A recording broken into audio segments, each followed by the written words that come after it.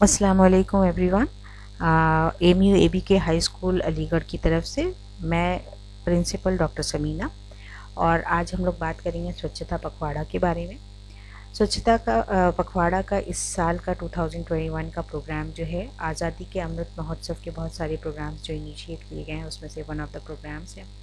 और हम लोग आज़ादी के 75 ईयर्स प्रोग्राम अपने मतलब पूरा करने वाले हैं, तो इसलिए एक सीरीज़ ऑफ प्रोग्राम्स चेंज चल रही है। गवर्नमेंट ऑफ इंडिया की तरफ से इनिशिएटिव है जिसमें हमें बहुत सारे प्रोग्राम सेलिब्रेट करने हैं। देखिए, प्रोग्राम सेलिब्रेशन का मसला ये नहीं होता है कि that is just a formality. इन चीज़ों को इनिशिएट करने का ये कंसेप्ट होता है कि हम एक चेंज ला पाएँ माइंडसेट में, लोगों की सोच में, लोगों के बिहेवियरल ट्रांसफॉर्मेशंस हो सकें। जब एक सोच पैदा होती है तभी इंसान बदलता है। तो यहाँ पे हम बात करें कि ये जो स्वच्छ भारत का कॉन्सेप्ट था या स्वच्छता पखवाड़ा का जो कॉन्सेप्ट था, that is not a new one. 2016 में it was been initiated by prime minister Narendra Modi in a bid to boost Swachh Bharat missions effort across the country and celebrate Gandhi Jayanti as Clean Gandhi Jayanti. You would be just seeing Gandhi ji's ऐनक, उनकी ऐनक जो बहुत famous है, और गांधी जी को भी आप लोग जानते होंगे, Gandhi ji father of nation.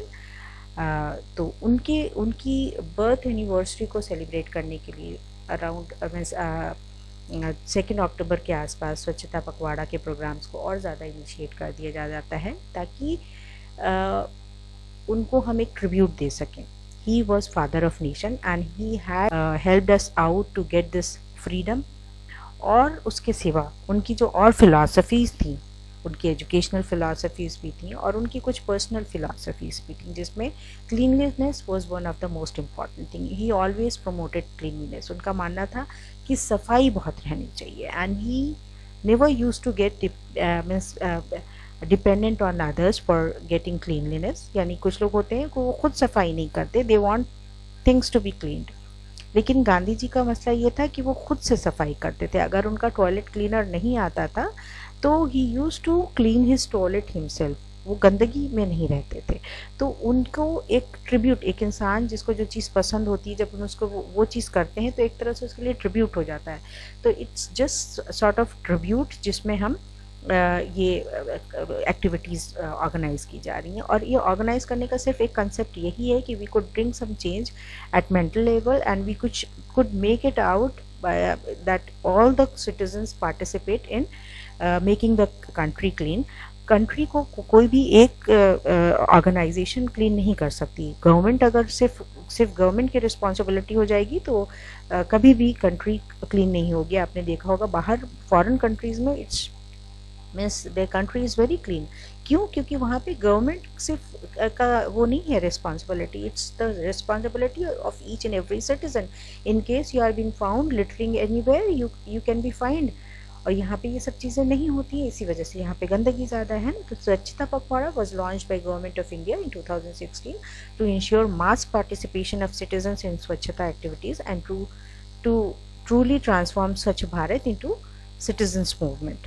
Citizens movement यानी ये एक ऐसा मूवमेंट है, ये एक ऐसा आंदोलन इन्होंने चलाया है स्वच्छता पखवाड़ा के ज़रिए, जिसमें the responsibility will not be wholly and solely lying on the government, rather it will be responsibility of each one of us to clean our surrounding clean।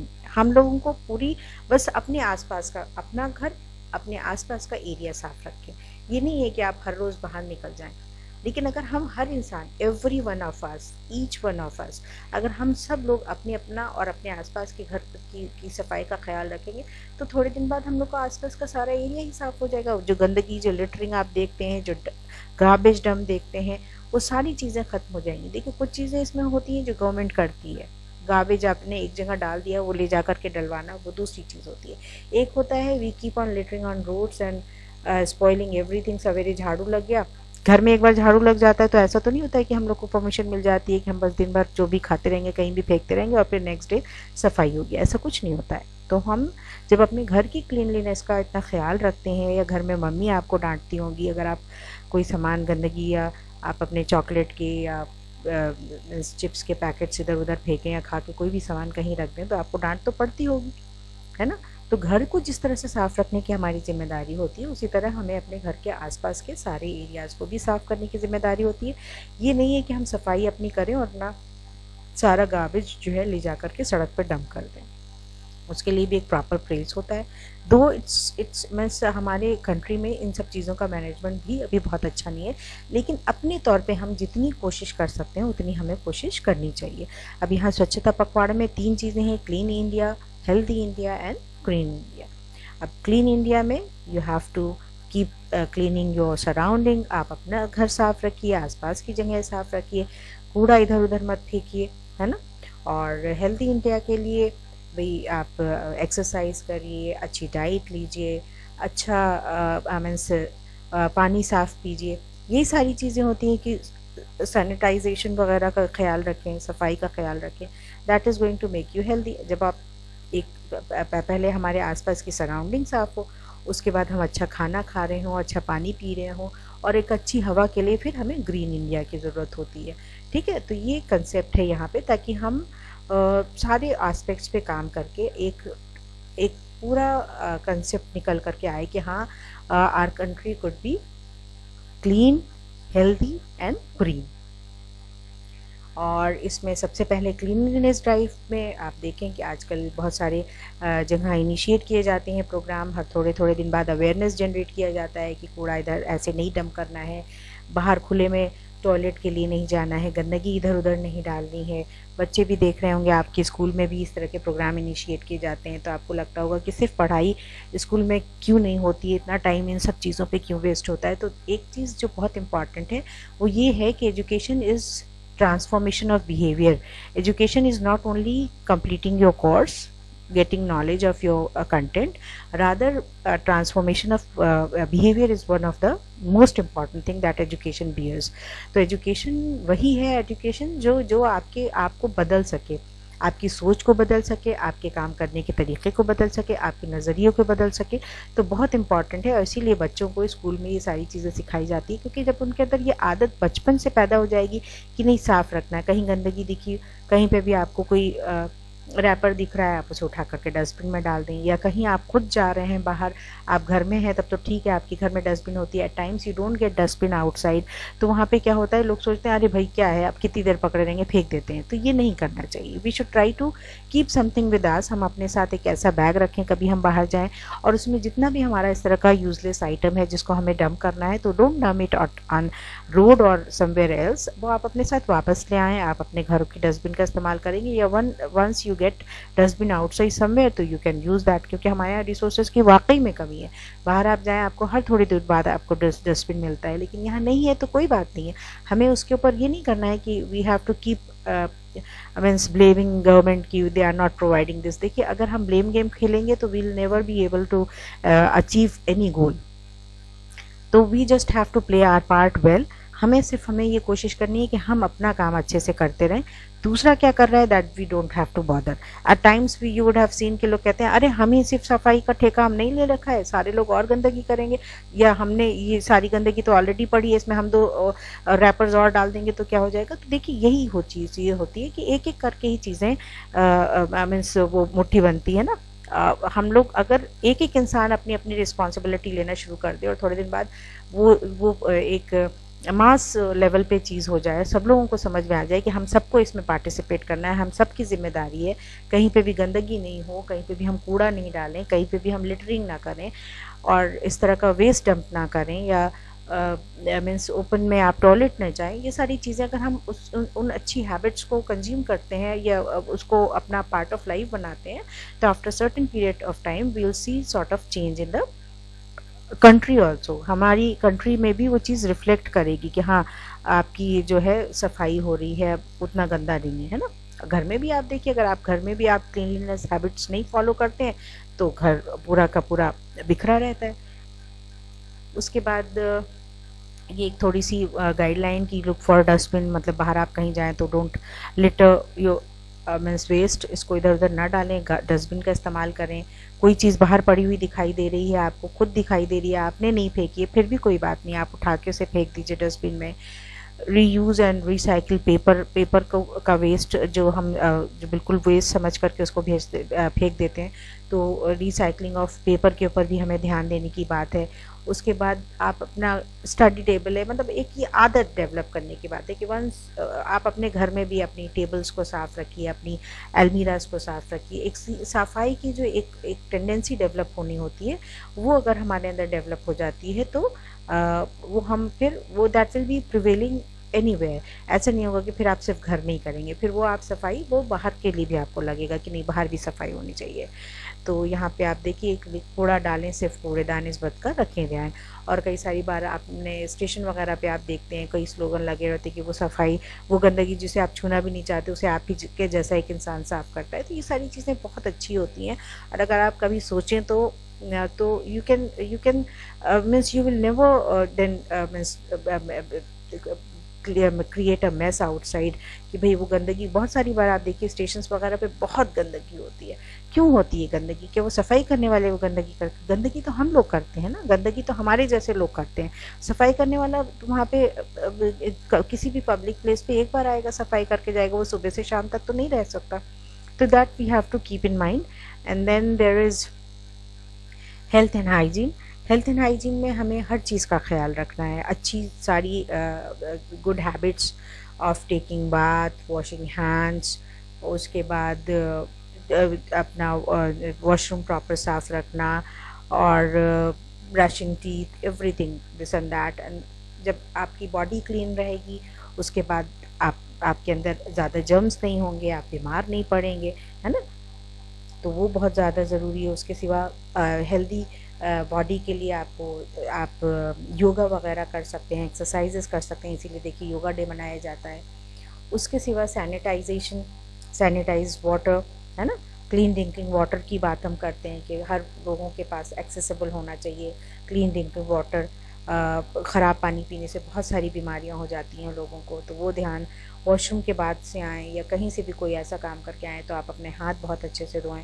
तो cleanliness is very important in that case. Health and nutrition is also very important. Nutrition से भी हमारा health related होता है, क्योंकि हम अच्छा खाना, जैसे हम जंक फूड खाते हैं तो उससे हमें बहुत सारी प्रॉब्लम्स हो जाती हैं। तो जंक फूड नहीं खाना चाहिए और हमें अच्छी ईटिंग हैबिट्स रखनी चाहिए। तो health and hygiene are also very important, and nowadays due to corona we have to keep following all corona protocol measures कि भाई आप सोशल डिस्टेंसिंग रखें, बहुत ज़्यादा बाहर ना जाएं, बहुत भीड़ में ना जाएं, and once you are outside you should put a mask, wear a mask. वो हमारी एक सोशल रिस्पॉन्सिबिलिटी है कि आपको लगता है कि हमें तो कुछ नहीं हो रहा, आपको नहीं हो रहा, लेकिन हो सकता है आपकी वजह से किसी को कुछ हो जाए, तो you have to keep it in mind कि हमें नहीं करना है। Next is plantation drive, just to keep your environment clean. अब यहाँ पे एनवायरमेंटल क्लीनलीनेस की बात आ रही है कि हम अपने आसपास की सराउंडिंग हमने साफ़ कर ली, हमने health and hygienic habits adopt कर ली, and then how to work upon the environment. Environment के बारे में आप आजकल जानते ही हैं, बहुत ही ज़्यादा एनवायरमेंटल पोल्यूशन है, हर तरह का पोल्यूशन है। उसमें प्लांटेशन ड्राइव जो है वो हमें हेल्प आउट कर सकती है to get a better air. आजकल जो इतनी पोल्यूटेड एयर है जिसकी वजह से बहुत सारे लोगों को बहुत सारी प्रॉब्लम हो जाती है। तो अगर हम प्लांटेशन ड्राइव करते हैं और ज़्यादा से ज़्यादा पेड़ लगाते हैं, क्योंकि जैसे आपने देखा होगा कि अर्बनाइजेशन में सारे के सारे फॉरेस्ट हमारे कटते चले गए, फॉरेस्ट और हमारे बहुत सिमट के रह गए हैं, बहुत कम हमारे पास ग्रीनरी बची हुई है। तो उसकी वजह से हमारा इम्बैलेंस इन्वायरमेंट में है, और उस इन्वायरमेंटल इम्बैलेंस को हमें ख़त्म करने के लिए आजकल स्कूल में हर थोड़े दिन बाद देखिए आपको प्लांटेशन ड्राइव करवाया जाता है कि आप हर बच्चा एक एक प्लांट लगाए, अपने आसपास प्लांट रखें। प्लांट जो है बहुत वो आपको एयर प्यूरीफायर के काम करते हैं, और जो हमारी ऑक्सीजन की कमी होती चली जा रही है हमारा, वो भी हमारी जो उसकी कमी को पूरा करने के लिए plants can only help us out. तो plantation drive is very important. और इसमें हमें सोल्यूशन कार्ड में आप ये देखिए कि plant more trees to get better air, and then use bus instead of car. Why? Just to avoid all type of pollution. Air pollution होता है, नॉइज़ पोल्यूशन होता है, अगर आप, और उसके सिवा आपके जितने भी रिसोर्सेज होते हैं वो बहुत ज़्यादा कंज्यूम होते हैं। आपके पास पेट्रोल वगैरह है, ये बहुत ज़्यादा, एक तो महंगे भी बहुत हैं, महंगे के सिवा जो है कुछ रिसोर्सेज हमारे होते हैं जो ख़त्म हो जाएंगे तो दोबारा जनरेट नहीं होंगे, तो फिर will have to think about some other alternate. तो इन दैट केस हम लोग क्या कर सकते हैं कि हम बसेस का इस्तेमाल करें ट्रैवलिंग के लिए। मतलब सब लोग अपना अपना एक एक व्हीकल लेकर के निकलेंगे सड़क पे, उससे क्राउड होगा, पोल्यूशन बढ़ेगा, साउंड पोल्यूशन होगा, नॉइज़ पोल्यूशन होगा, एयर पोल्यूशन होगा। तो ये सारी कुछ गुड हैबिट्स हम लोग ले सकते हैं कि wherever possible try to have bus instead of taking your solo vehicles.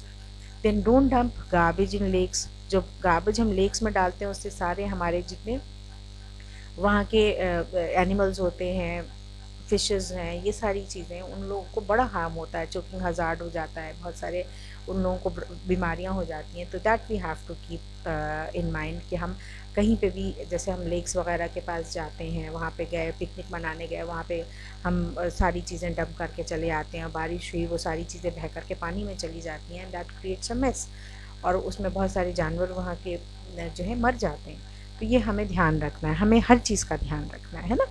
फिर separate wet waste and dry waste. अब वेट वेस्ट और ड्राई वेस्ट में ये है कि जितना भी ड्राई वेस्ट होता है वो रिसाइकेबल होता है, उसको रिसाइकिल किया जा सकता है। वेट वेस्ट से हम फर्टिलाइजर्स वगैरह बना सकते हैं।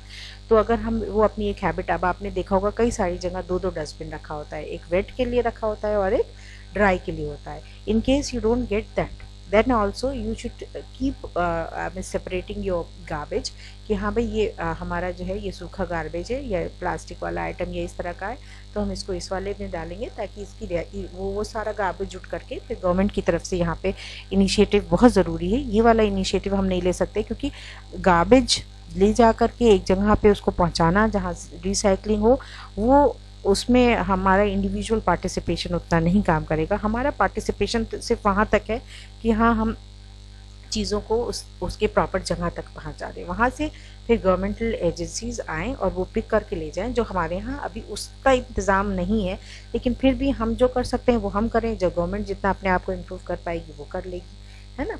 तो देन ओबे ट्रैफिक रूल्स। अब स्टॉप, स्लो डाउन, गो। अब ये आप सोचेंगे कि ओबे ट्रैफिक रूल्स भी इसमें आ गए।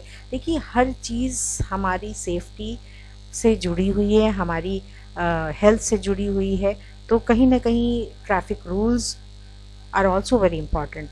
जैसे आप लोगों को बताया जाता है कि once you stop on red light means आप अपने व्हीकल स्टॉप कर लें, क्योंकि जितनी देर आपका वो जलता रहेगा आपका कंजम्पशन भी होगा पेट्रोल का या डीजल का, और उसके साथ साथ पोल्यूशन भी बढ़ेगा। तो हर चीज़ का हमें रूल्स का ध्यान रखें, हम उन चीज़ों को फॉलो करें। Don't use plastic bags. जैसे प्लास्टिक आजकल बहुत ज़्यादा मना किया जा रहा है कि लेकिन हमें बहुत कंफर्टेबल लगती है, लेकिन अगर हमें पता चल जाए कि कोई कंफर्टेबल चीज़ is going to be very risky for us, for all of us, तो हम शायद उन चीज़ को अवॉइड करेंगे। तो try to keep in mind that plastic is very much hazardous for all of us, for you, me, for the whole environment and for animals as well। तो सभी के लिए बहुत ज़्यादा है, क्योंकि जो कुछ प्लास्टिक होता है जो रिसाइकेबल नहीं होता, उसको रिसाइकिल नहीं किया जा सकता, and that is going to create a mess for us. तो उसका हमें ध्यान रखना है। क्लोथ से बने हुए हम या पेपर बैग इस्तेमाल करें, क्लोथ बैग इस्तेमाल करें instead of using plastic bags. Then reuse plastic bottles, है ना।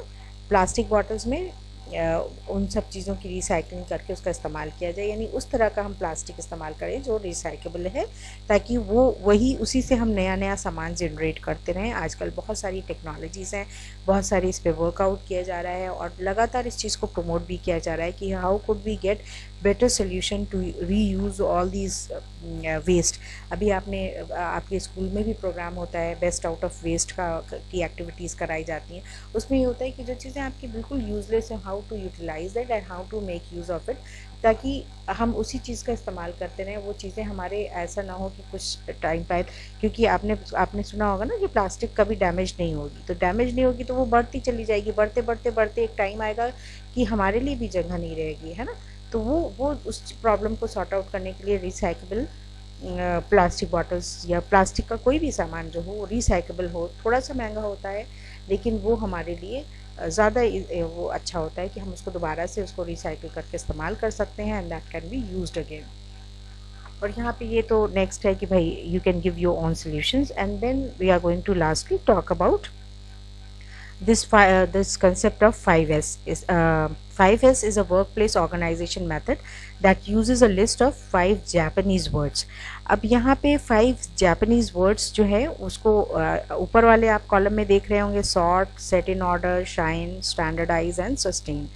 ये 5S जो कंसेप्ट लिया गया है और that can be implemented anywhere on any workplace, कहीं पे भी, घर में, ऑफिस में, स्कूल में, anywhere we can use this just to make our surrounding clean. अगर हम ये 5S अच्छे से इस्तेमाल कर लेते हैं तो ये जो 5 जापानीज वर्ड्स हैं उनका ये सेरी मीन्स सॉर्ट करना, सॉर्टिंग आउट, अभी बता देती हूँ मैं इसको.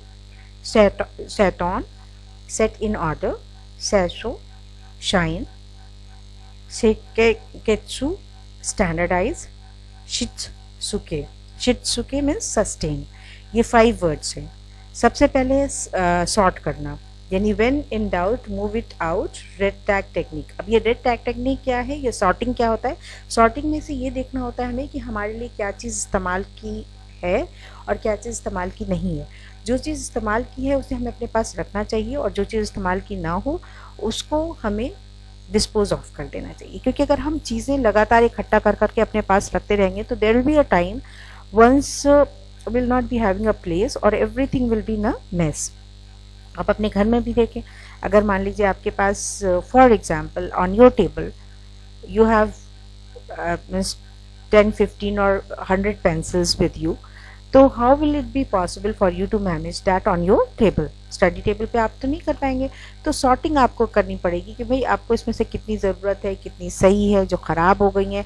या बहुत सारे बच्चे कुछ अपना पुराना सामान नहीं फेंकते हैं, तो हमें सॉर्टिंग करना ज़रूरी है. अगर हम सॉर्टिंग नहीं करेंगे तो वो चीज़ इकट्ठा होते होते फिर हमारे लिए नए सामान को रखना या जो चीज़ हमारे लिए ज़्यादा यूज़ की है उस सामान को सस्टेन करना बहुत मुश्किल हो जाएगा, है ना. तो सॉर्टिंग करना होता है. फिर a place for everything and everything in its place, set in order, जिसको कहते हैं सीटॉन. सीटॉन मीन्स सेट इन ऑर्डर. अब सेट इन ऑर्डर मतलब हर चीज़ की एक जगह हो और जो चीज़ जिस जगह पे रखने की हो वो वहीं रखें.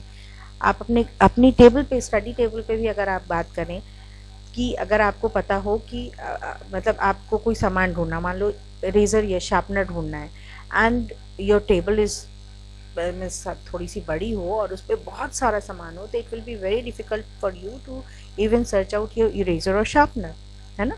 तो हर चीज़ के लिए अगर हमारे पास एक जगह हम उसको सही से ऑर्गेनाइज करके रख लेते हैं कि भाई हम यहाँ पे अपना पेन्स रखेंगे, यहाँ पे अपनी पेंसिल्स रखेंगे, यहाँ पे इरेजर्स रखेंगे, यहाँ शार्पनर रखेंगे, ये वाली जगह पे हम अपने स्टेशनरी का सारा सामान रखेंगे, यहाँ हमारी बुक्स होंगी, यहाँ पे हमारी कॉपीज़ होंगी, इस वाले एरिया में हमारा जो अदर नेसेसरी आइटम है वो होगा.